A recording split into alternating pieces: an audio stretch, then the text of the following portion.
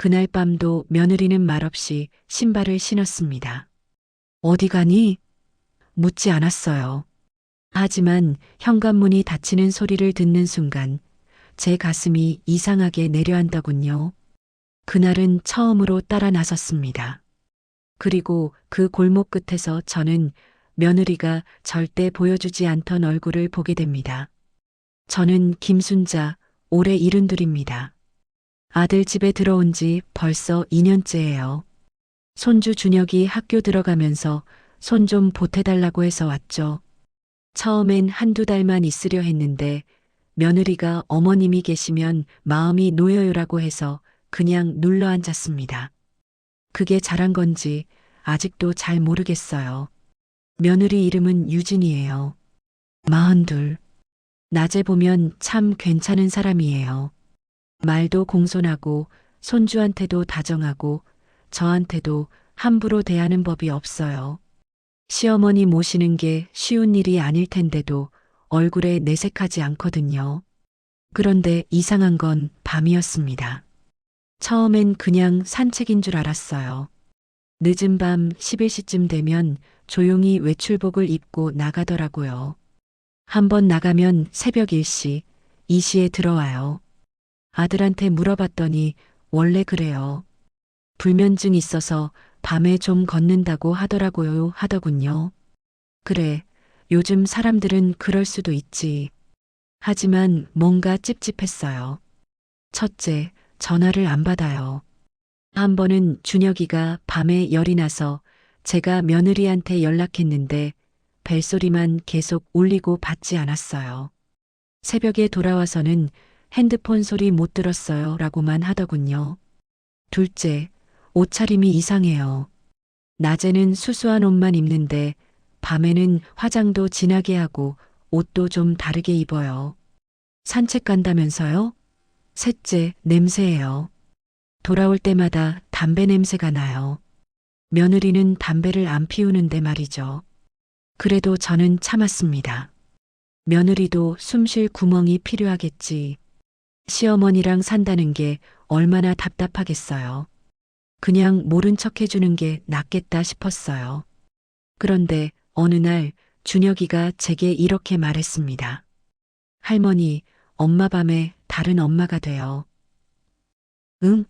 무슨 소리야? 목소리도 달라지고요. 웃는 것도 이상해요. 아이의 말이라 대수롭지 않게 넘겼는데 그날 밤부터 제 눈에도 보이기 시작했습니다. 며느리가 현관문을 나서기 직전 거울을 보며 짓는 그 표정. 낮에 유진이는 절대 짓지 않는 그런 얼굴이었어요. 아들아, 유진이가 밤에 어디 가는 거니? 어느 날 저녁 아들한테 조심스럽게 물었습니다. 어머니, 그냥 산책이에요. 새벽 2시까지? 요즘 사람들 다 그래요. 혼자만의 시간 필요한 거죠. 아들은 귀찮다는 듯 대답하고는 다시 핸드폰을 들여다봤어요. 저는 더 이상 묻지 않았습니다. 그 집은 원래 그런 집이었어요. 묻지 않고 말하지 않고 각자 살아가는 집. 아들은 회사 일로 바빠서 집에 거의 없어요. 주말에도 골프 모임이다, 회식이다 하면서 나가죠. 준혁이는 학원 3개 다니면서 거의 밤 9시에 집에 들어와요. 며느리는 낮에는 집에서 재택근무를 하고 밤에는 사라지고, 그리고 저는 그 집에서 가장 조용한 사람이었습니다. 어머니 밥 드세요. 네. 어머니 산책 가세요? 아니, 괜찮아. 어머니 불편한 거 있으세요? 아니야, 다 좋아. 매일 같은 대화, 매일 같은 미소. 며느리는 저한테 잘해줬어요. 정말로요. 그런데도 제 마음 한구석엔 늘 이런 생각이 자리 잡고 있었습니다.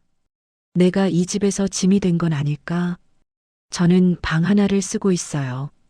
작은 방이에요.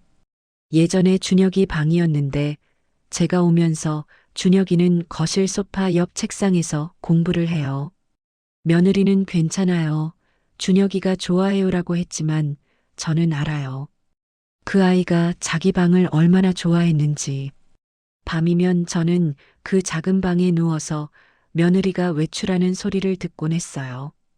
현관문 열리는 소리, 신발 신는 소리, 가방 챙기는 소리, 그리고 조용히 닫히는 문. 매일 밤 같은 시간에 반복되는 의식 같았어요. 어느 날 밤 저도 모르게 일어나 거실로 나갔습니다. 며느리가 막 나가려는 참이었어요. 어디 가니?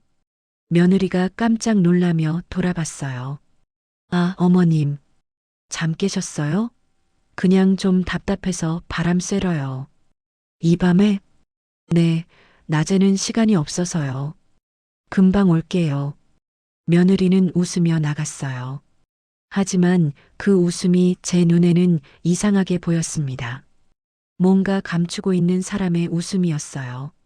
저는 다시 방으로 돌아왔습니다.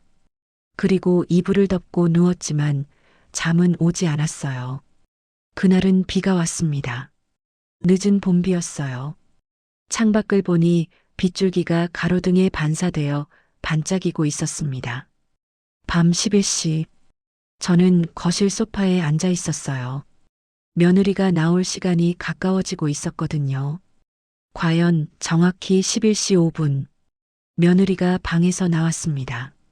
오늘은 평소보다 옷차림이 더 신경 쓴 것 같았어요. 검은색 원피스에 가죽 재킷, 화장도 진했고 향수 냄새도 났어요. 며느리는 거울을 보며 머리를 다시 한번 쓸어 올렸습니다.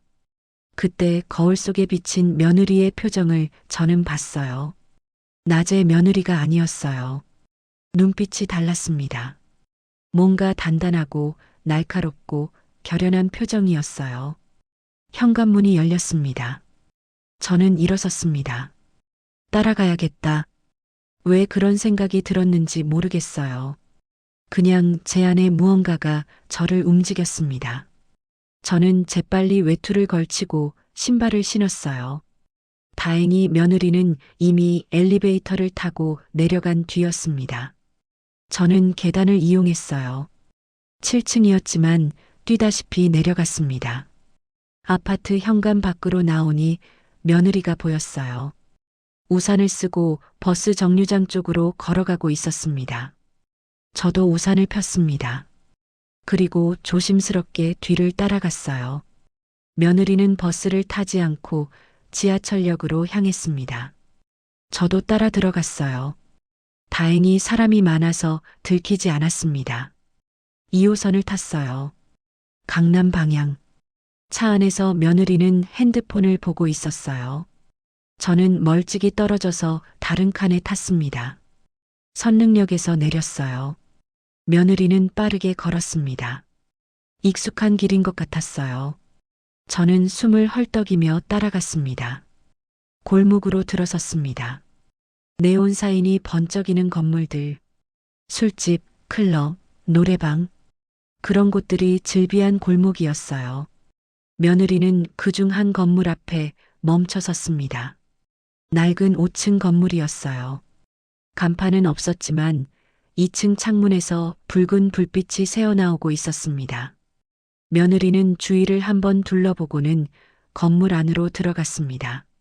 저도 따라 들어갔어요. 좁은 계단을 올라갔습니다. 담배 냄새와 술 냄새가 진동했어요. 2층 문 앞에서 저는 멈췄습니다. 안에서 웃음소리가 들렸어요. 여자들의 웃음소리, 그리고 남자들의 목소리. 저는 문틈으로 안을 살짝 들여다봤습니다. 그리고 얼어붙었어요. 며느리가 웃고 있었습니다. 아니, 웃고 있다는 표현으로는 부족해요. 며느리는 완전히 다른 사람이 되어 있었습니다. 붉은 조명 아래 검은 드레스를 입은 며느리는 남자들 사이에 앉아 술을 따르고 있었어요. 웃음소리가 크고 몸짓이 과장되어 있었고 말투도 달랐어요. 오빠, 이거 원샷 가능하시죠? 으하. 제가 아는 며느리가 아니었어요. 집에서는 목소리 한 번 크게 낸 적 없는 사람이 거기서는 다른 여자들과 함께 시끄럽게 떠들고 있었습니다. 방 안에는 4~5명의 여자들이 더 있었어요. 모두 화려한 옷차림에 화장이 짙었고 남자들 옆에 붙어 앉아 있었습니다. 그때 한 남자가 며느리 어깨에 팔을 두르려 했어요. 며느리는 능숙하게 피하면서도 웃음을 잃지 않았습니다. 오빠, 저 만지시면 안 돼요. 룰 있잖아요. 아, 알았어. 진아 씨 참 까다로워. 진아? 며느리 이름은 유진인데 거기서는 진아라고 불리고 있었어요. 저는 그 자리에서 도망치듯 계단을 내려갔습니다.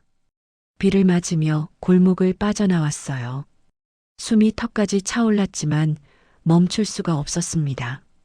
집까지 어떻게 왔는지 기억이 잘 안 나요. 방에 들어와서 이불을 뒤집어 쓰고 누웠습니다. 머릿속이 하얗게 되었어요. 내 며느리가 저런 일을?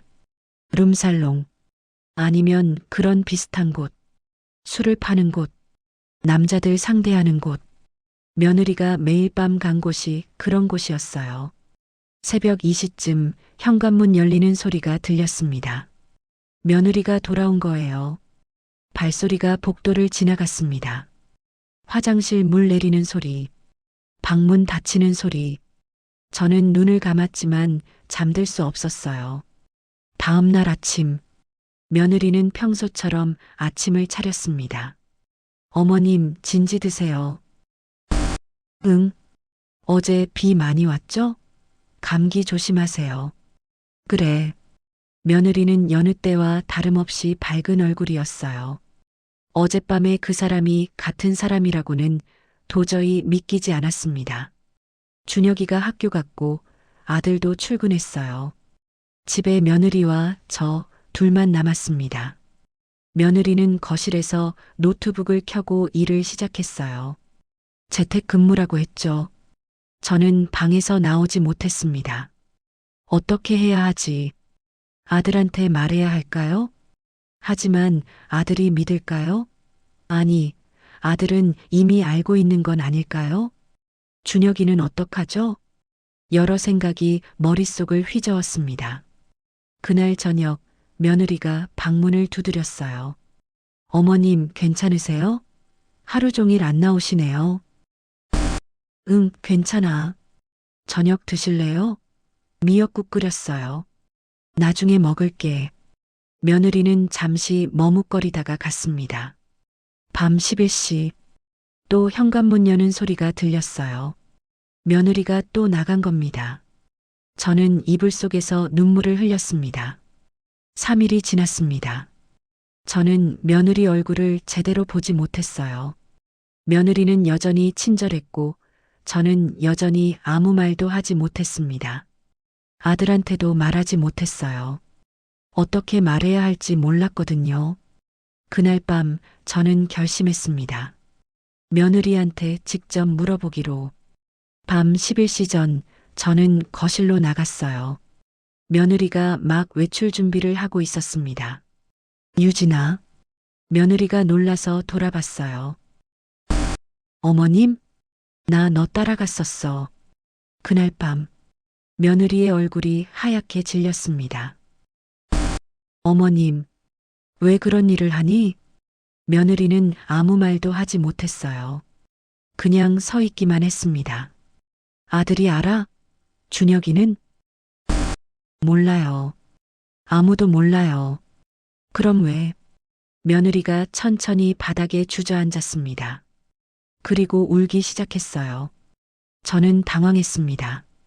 며느리가 우는 모습을 처음 봤거든요. 어머님, 저는 며느리는 떨리는 목소리로 말했어요. 저희 집에 빚이 있어요. 뭐? 제 친정 쪽에서 5년 전에 보증을 섰어요. 친오빠 사업 때문에. 그게 부도가 나면서 며느리의 이야기는 이랬습니다. 5년 전 친오빠가 사업을 시작하면서 며느리한테 보증을 서달라고 했대요. 며느리는 거절할 수 없었다고 했어요.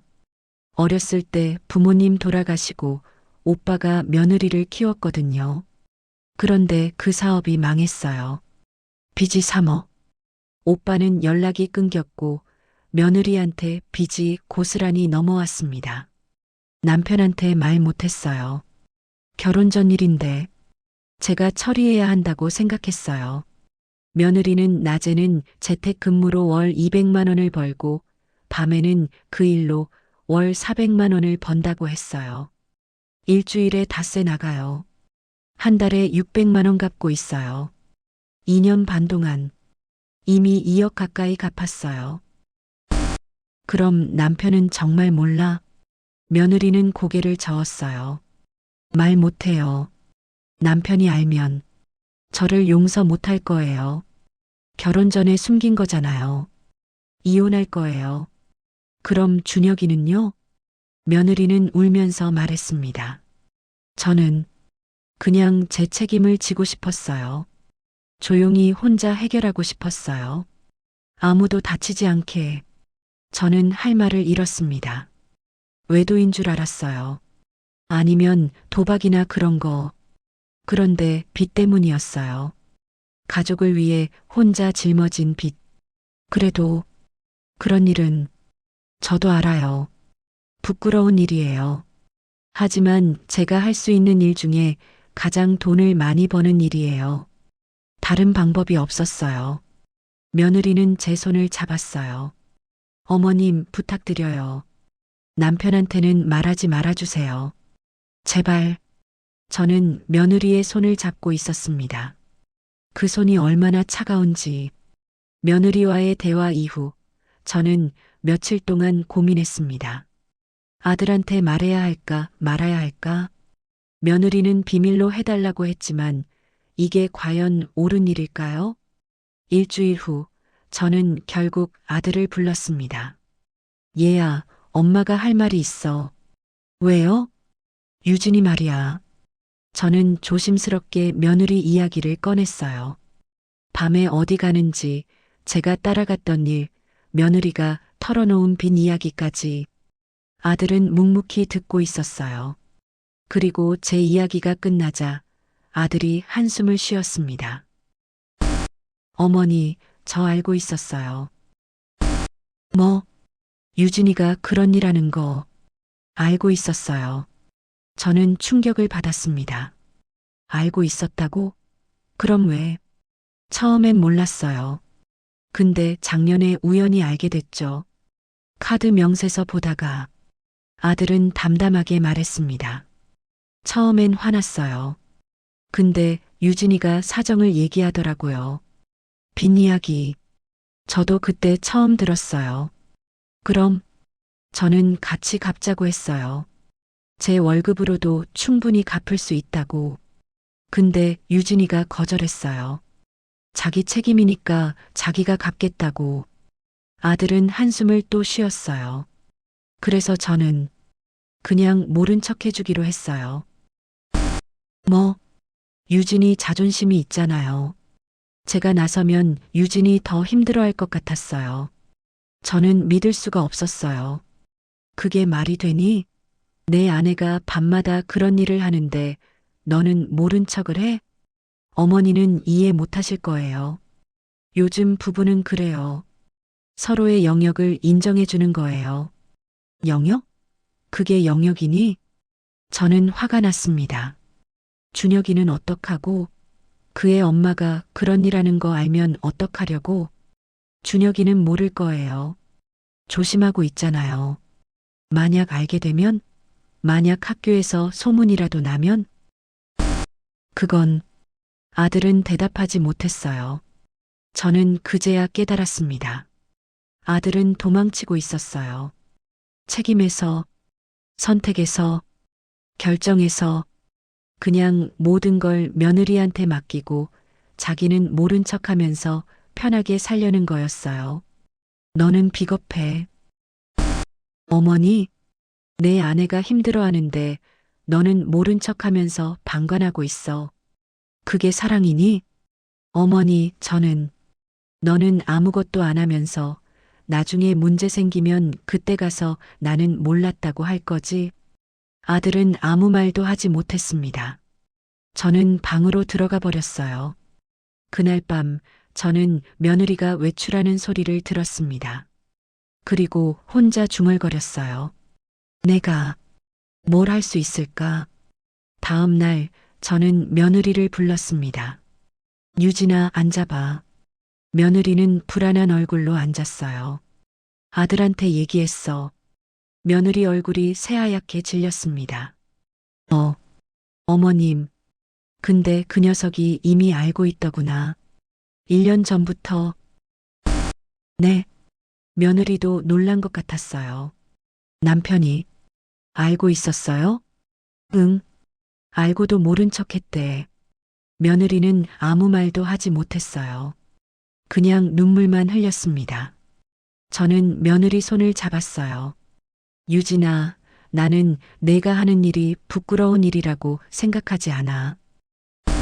어머님, 너는 가족을 지키려고 최선을 다한 거야. 내 방식대로. 누구도 다치지 않게. 며느리는 고개를 숙였어요. 하지만 저는 계속 말했습니다. 이건 내 혼자 짊어질 문제가 아니야. 가족이잖아. 어머님.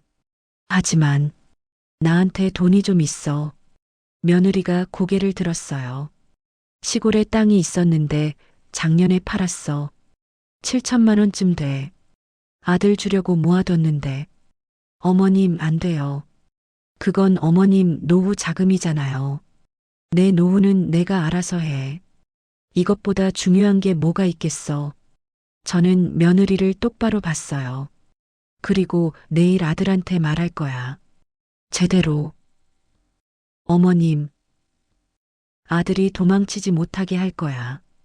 이건 그 녀석도 책임져야 할 문제니까.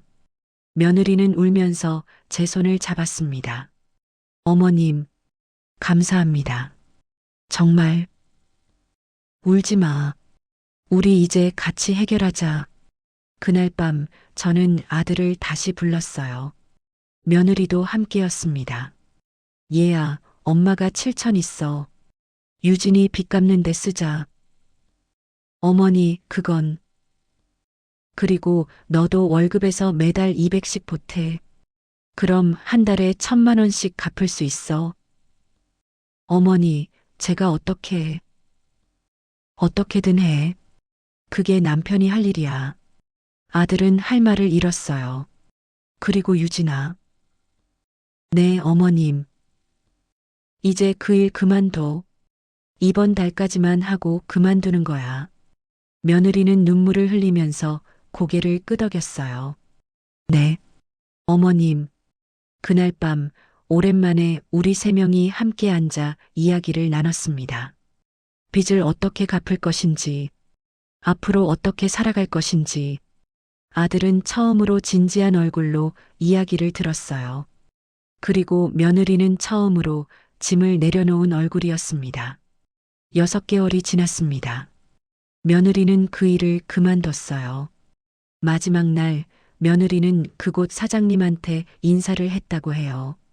고마웠어요. 덕분에 버텼어요. 그리고 집으로 돌아왔습니다. 이제 며느리는 밤에 나가지 않아요. 대신 집에서 온라인 강의를 듣고 있어요. 자격증 따려고요. 아들은 매달 월급에서 200만 원을 빚 갚는 데 쓰고 있어요. 골프도 끊었고 회식도 줄였어요. 처음엔 힘들어했지만 이제는 익숙해진 것 같아요. 그리고 저는 제 방에서 나왔습니다. 어머님, 방 그대로 쓰세요. 아니야. 준혁이 방이잖아. 저는 거실 소파에서 자기로 했어요. 며느리가 말렸지만 저는 괜찮았습니다. 오히려 거실이 더 좋더라고요. 가족들 움직이는 소리가 들려서. 준혁이는 여전히 학원을 다녀요. 하지만 이제는 밤 9시 대신 8시에 와요. 아들이 학원을 하나 줄였거든요. 아빠, 괜찮아요. 저 학원 많은 거 사실 싫었어요. 준혁이는 이제 저녁마다 저랑 며느리랑 함께 TV를 봐요. 어제는 며느리가 제게 물었어요. 어머님, 후회하세요? 그때 저 도와주신 거. 후회? 왜? 어머님 노후 자금이었잖아요. 저는 웃었어요. 내 노후는 이미 시작됐어. 지금 이게 내 노후야. 며느리가 제 손을 잡았습니다. 어머님, 그리고 말이야, 유진아. 나는 내가 그 일했다고 해서 너를 다르게 보지 않아. 네, 너는 가족을 지키려고 최선을 다했어. 그게 어떤 방식이었든 너는 도망치지 않았어. 저는 며느리를 봤어요. 그게 중요한 거야. 도망치지 않는 것. 며느리는 울었어요. 하지만 이번에는 다른 종류의 눈물이었어요. 오늘 아침 준혁이가 학교 가기 전에 제게 말했어요. 할머니, 요즘 엄마가 많이 웃어요. 그래. 네. 예전에는 웃어도 뭔가 이상했는데 요즘은 진짜 웃는 것 같아요. 저는 준혁이 머리를 쓰다듬었어요. 그럼 됐다. 준혁이가 학교 간 뒤 며느리가 설거지를 하고 있었어요. 저도 옆에 가서 행주를 들었습니다. 어머님은 안 하셔도 돼요. 괜찮아. 같이 하자. 우리는 나란히 서서 설거지를 했어요. 창밖으로 햇살이 들어왔습니다. 며느리가 말했어요. 어머님 고마워요. 정말로. 뭐가 저를 포기하지 않아줘서 저는 웃었어요. 가족인데 당연한 거지. 그리고 속으로 생각했어요. 이제야 내가 이 집에서 할 일을 찾은 것 같아. 짐이 아니라 가족으로서